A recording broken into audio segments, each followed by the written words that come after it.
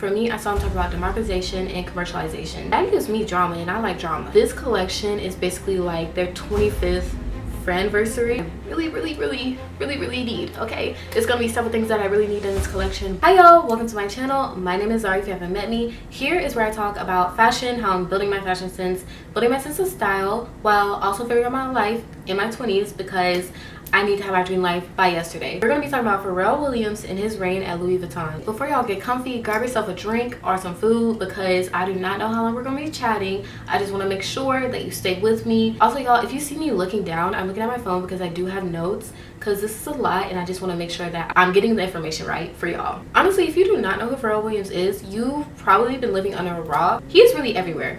That is why his reign at Louis Vuitton is so much bigger than just the fashion. It means a little bit more to me. Personally, I'm not big on streetwear, but streetwear is such a reflection of Black culture. Streetwear is really near and dear to me, and I love what Pharrell Williams has done with it since the start of his career. Billionaire Boys Club. He started this with Nigo, his friend, a Japanese designer. This brand, it has a lot of things underneath it. There's a Billionaire Girls Club. Nigo, he founded Babe. I love seeing how things can truly evolve because streetwear within America has even evolved, so I love being able to follow that. This also what this video is going to be about, following Pharrell and Nigo's friendship from way back then to now, because they're still collaborating on many great things in fashion and bringing us beautiful works. 2003, Billionaire Boys Club highlighted streetwear, pop culture, skateboarding, and aspects of space travel because you will often see the astronaut head in a lot of their pieces.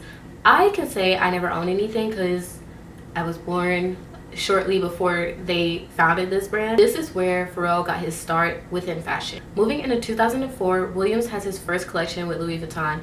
This is a collection for the millionaire sunglasses. If you probably didn't know about these sunglasses because you were too young or you're just now getting into fashion, these sunglasses have made multiple reappearances thanks to Virgil Abloh. First drop he did was pretty limited edition. Not everybody has those sunglasses that were dropped in 2004. The jewelry collection came out in 2006 with Camille Micelli.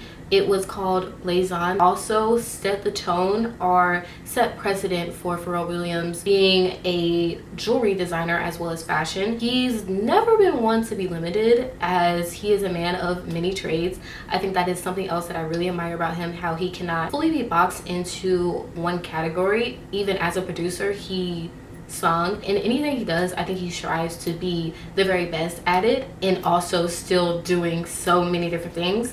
So let's keep going down the line of everything else Pharrell Williams has been doing since before he got the gig at Louis Vuitton. Those early collections with Louis Vuitton really set Williams up to be the go-to person for these luxury brands. Williams was one of the few male ambassadors for Chanel. Karl Lagerfeld really took a likening to Pharrell Williams, so they kept bringing him back for more. He had been working and collaborating with Adidas on shoes prior to his collaboration with Chanel. They dropped a limited edition sneaker. Once again, it did numbers.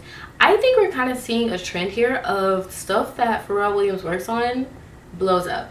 I'm not going to say everything he does is going to have a tremendous effect on culture and society, but it's what it's giving. And this is his early years, y'all. It's his early years, so you just got to stay with him. Williams is loved by Chanel and Karl. Even after Karl's death, they did a collection to honor this friendship that they had. I think it really speaks to who Pharrell is because everybody he has connections with, he always gives back to them or honors the memory of them or honors their friendship if they're still alive.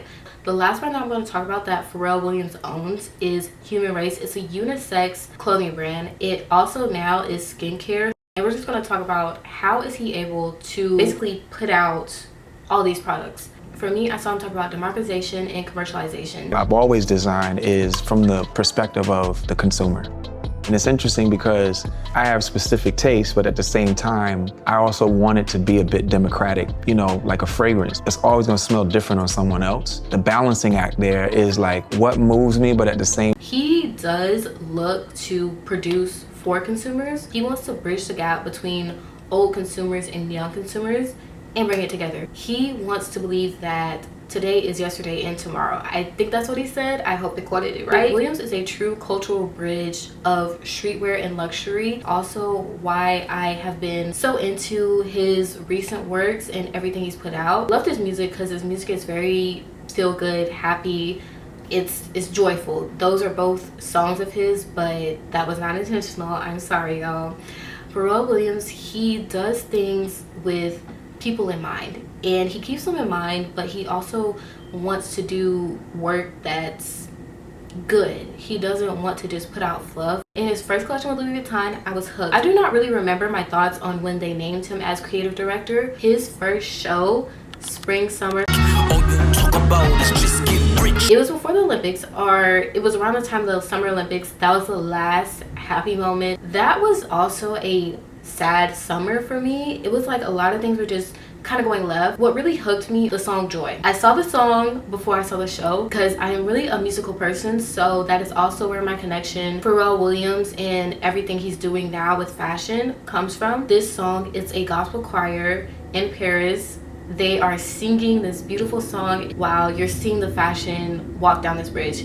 The aisles are filled with celebrities, A-listers, okay? You got Zendaya, Beyonce, and Jay-Z all sitting beside each other. There were other famous people there, but you know, that's who my attention was drawn towards. And I will even say Pharrell Williams himself, he made sure to stop right in front of them and, you know, give praise where it's due. Now y'all know I had a personal connection to Pharrell's first collection at Louis Vuitton. But let's dig a little bit deeper into this collection and talk about why it was so good for fashion people, not just people that are emotionally affected. It was very important because Louis Vuitton's signature pattern, damier, I don't know if I said that right, y'all gotta correct me sometimes. In his first collection, Williams made sure to honor the history of Louis Vuitton. He made it camouflage. It's in Pharrell's way of combining the old with the new, making more attainable for everyone, if that makes sense. Because some people say doing streetwear or doing things that are not classy can bring down luxury brands. The camel damier was not the only special touch he put on this collection. He made sure to have the bag slouch a bit. Because I always wanted to like slouch down. So one of the things I wanted to do when I got here is I definitely wanted to work on the bags. I took inspiration from Canal Street. Inspired by Canal Street in New York, he wanted the bags to kind of get that same feel how it is on those streets. He wants to, you know, once again bring streetwear into luxury. So what he was doing, he made sure that the bags slouch, but they felt like butter. And the experience is really special because to purchase these type of bags, you have to go to the back of the store, ask for it, because it's not just going to be out for everybody to look at, and you get a chance to authenticate it. In this show, there was like a wedge sneaker that was very reminiscent of the early 2000s. It's a shoe that I wanted to wear. Like if you're a girl, you know those wedge sneaker shoes that, like, you know, really any girl wanted that. That shoe was, you're an it girl. What I also love about Pharrell Williams is his styles are unisex in a way. I will say I'm a girly girl. I do like the look of possibly wearing an oversized blazer and things that don't fully fit me and sexualize me in a way.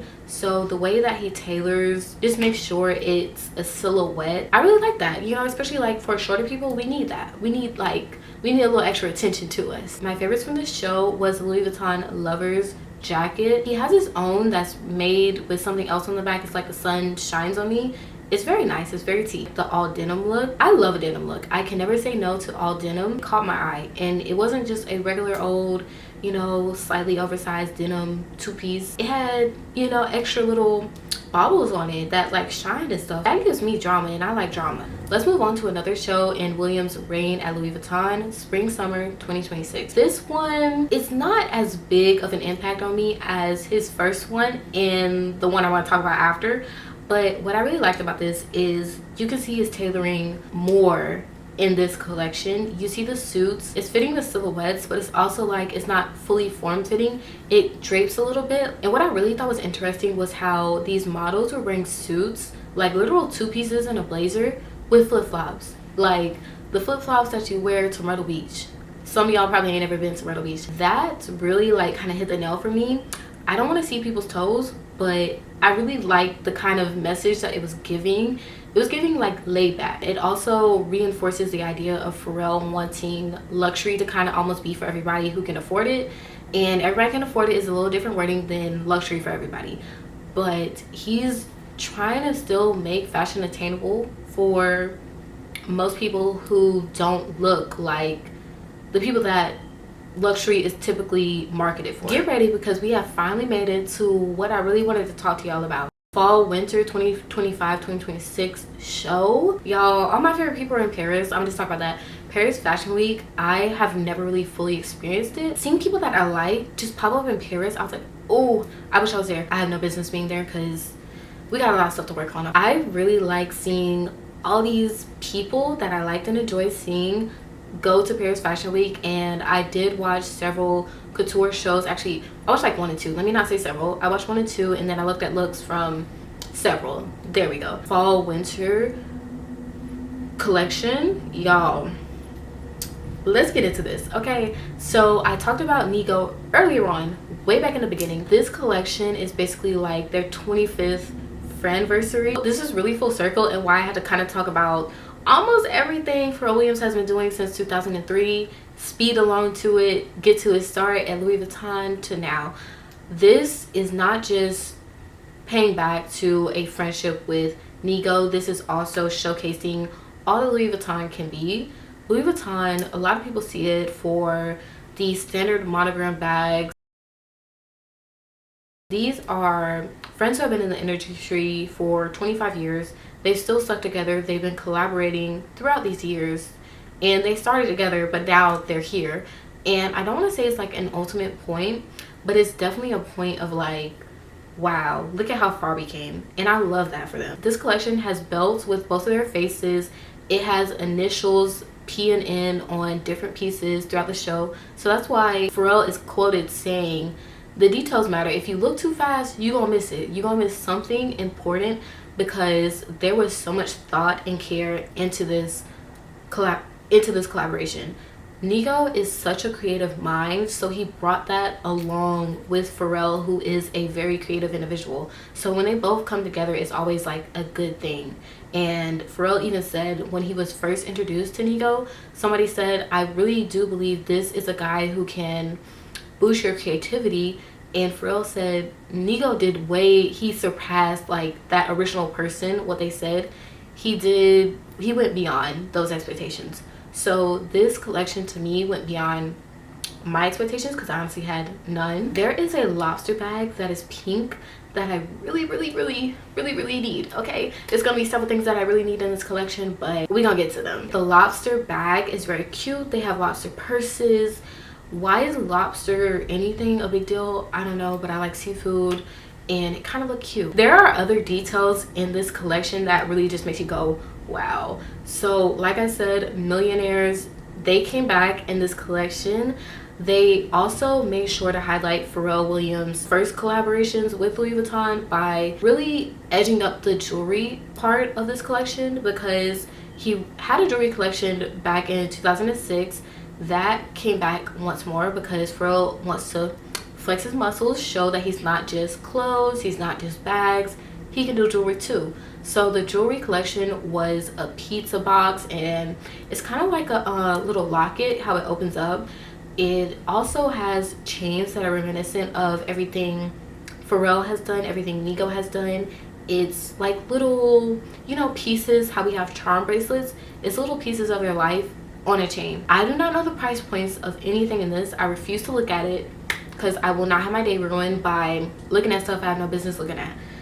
Y'all can look at it, I'm not looking at it. Nigo brought kimono swatches basically so they could match traditional Louis Vuitton bags with these colors. They also made, think of it like a jacket, but it's like silk. So they made silk and they sketched a scene that was reminiscent of a part of Nigo's life. For me, I love a personal storytelling moment. It's really showing how you can capture somebody's life into a piece while also still not excluding your customers. It's like people still want to buy it even though it's about somebody else, because I do feel as if there are people who can relate to Pharrell, there's people who can relate to Nigo. So this collaboration just does, once again, an amazing job of bridging together two things that do not come from the same place. That is what I love about Pharrell Williams and Louis Vuitton. From this fall winter show, I really like the shoes. If you know me, I am a heels and boots girly. I have not really owned a flat. I do not own sneakers outside of the running shoes that I have. I mean, I own sneakers, but it's like I don't really invest and wear sneakers. Like, I'm not a sneakerhead. So when I saw the sneakers that they did for this collaboration, they were done in a vintage way, so it's like a little low. I can kind of see myself wearing it. They also wanted to make sure it wasn't too flashy. They wanted it to be a little bit reserved in how it was monogrammed and decorated, so the colors are not so bright. They're in browns, they're basically almost neutral colors. They also have a loafer that is a classic black and white. I can really see myself wearing that in a professional setting, so it's very relatable, but it's relatable at luxury price tag. It has a lot more to it. You can definitely see yourself wearing these shoes. The next part of it is luggage. Y'all, I love a good luggage. It's totally unreasonable to have designer luggage because the airplanes, they're just gonna do whatever to your luggage. They're gonna damage it, so why even get designer? I really do believe one of the duffels from this collection commend a lot of things in my life. I'm sorry, it looks good. I like the quality of it. The next part of it, I love a good sport concept. So the baseball shirt, love it. I love the bomber jackets. So this collection for me was almost pretty perfect. It really showcased a friendship within this industry of fashion, music, and it has really cute things that I really like in this collection all in one. So it's homage to this friendship. It's also showing everything that Louis Vuitton can be. So I'm really excited to see what else Pharrell can bring out during his reign at Louis Vuitton. I'm very excited to see it. But if his work from before now has shown anything to now, he's here to stay and he's here to do amazing and great things. Pharrell's producing more than clothes, he's producing culture. So when people talk about him as not being trained, he brings this new aspect to fashion. He's also just a embodiment of hope and love and joy, all these things that he shows in his songs. He is an ultimate storyteller. I could go, on and on. I never knew that I admire Pharrell Williams, but I definitely do. And this collection, this recent collection, it really brought that to life for me. I'm very happy to be living in this era of Pharrell Williams and Louis Vuitton. I really just cannot wait to see more. I really do hope that I can possibly get something from this collection later on in life. We're just gonna throw that in the air and hope for it. But it was really a joy talking to y'all. I hope you enjoyed talking to me. This was really just a fun chat because I'm not here to sit and lecture you about this. I'm enjoying learning about fashion. So if you want to drop your favorite things about Louis Vuitton and Pharrell Williams, or your old favorites from Pharrell Williams, please let me know. I'm here to learn. I'm ready to just jump into this world of fashion as much as I can. So like, comment, and subscribe. Be back for more. I'm sorry. I loved having you. Why? Ooh. Oh my, that's not ladylike.